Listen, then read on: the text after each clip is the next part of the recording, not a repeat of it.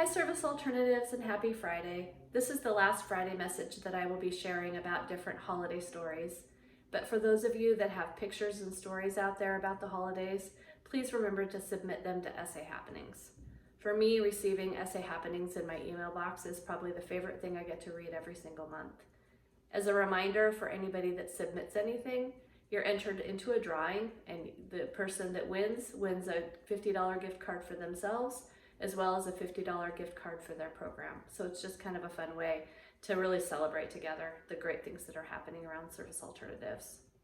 In terms of the last three stories that I'm going to share, the first is about an adult client that we're serving in our Tacoma program, and he works at the Harley-Davidson store. And he received an $825 holiday bonus, which was pretty amazing.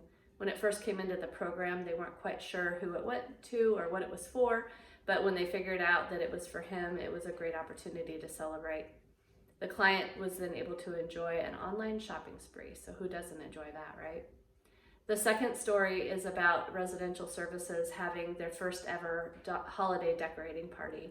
We only had 2 submissions this year, with Alpine and Cedar programs submitting pictures. Hopefully next year we'll have a better turnout, because I think it could be a pretty fun thing to do. But both programs really decorated well. For those of you receiving the email version of this message, you'll see the 2 pictures. The Alpine program decorated a Christmas tree and have that picture that they submitted. The Cedar program did a beautiful job with their living room, and you'll be able to see what the inside of that living room space looks like for those kids. So I hope you enjoy those pictures. The third story comes out of Walla Walla. We had 3 kids who were able to go home and spend the holidays with their biological families, which is something they had not done for a long time. 2 of the kids actually got to stay with their moms, which they had not been able to do for years. So you can imagine how special that was for them. When they came back and needed to re-enter foster care, it was sad to say goodbye to families, but the program really was able to identify the progress these youth had made because they managed their emotions in a much improved way. So it really is a sign of the progress that our clients make, and this was one representation of that. Every client that we serve has some story. We all have our own stories, right? And many of our clients have stories that are riddled with all kinds of trauma and difficult situations that led to them coming into service. And it's just a great time to really think about understanding each person's story, understanding that the more we understand their story, the more opportunity we really have to help them advance their potential. And in that lens, Leslie Ferguson reminded me that January is Human Trafficking Awareness Month. For anybody who knows about human trafficking, it can involve both labor trafficking and also sex trafficking.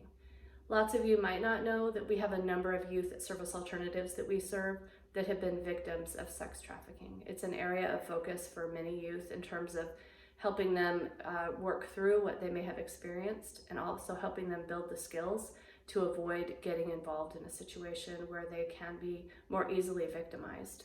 Leslie reminded us that there's a phone number to call, there's a hotline to call, and again in the email you'll find that phone number. If you're ever in awareness or have concern in your community, call that phone number, or also call law enforcement. I also encourage all of us to get more educated always about these topics that really impact our communities and our clients, and sometimes more directly ourselves. And in that lane, she recommends a book called Renting Lacey, and that book cover is listed, the picture of it is on the email, so that if you have interest, both in terms of adult education, I encourage you to check that out. And it's also a great book and great resource for working with youth. Each person has a story. Right now at Service Alternatives, we're building our pandemic story. And I encourage all of us to just continue to make that story as strong as it possibly can be under less than fortunate circumstances. And the way we do that is by practicing the safety protocols that we have in place. Every single moment, every single day that we are with people, we need to be wearing masks, we need to be social distancing, hand washing, cleaning. And while it's not perfect, it can't 100% guarantee that we won't be sick, it goes a long way toward it. I also really encourage all of you to get your vaccine when it becomes available to you. You never know when that opportunity might come up, and please seize it when it does. It's exciting to hear we have a number of people from Snohomish County who are able to get their vaccines next week. So please take those opportunities as they come. Beyond that, let's continue to weave a really strong story here at Service Alternatives based on our values. And when we come together and do that, we really, really carry out our mission well. Have a good day, everybody. Bye-bye.